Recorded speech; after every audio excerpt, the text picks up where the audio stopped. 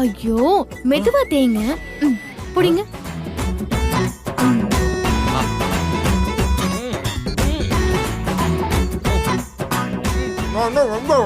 என்ன? மலி, நான் என்ன வெண்பாவா? ஆமாங்க. இப்ப நீங்க வெண்பாக்கு அண்ணன மாதிரி தான் பண்றீங்க.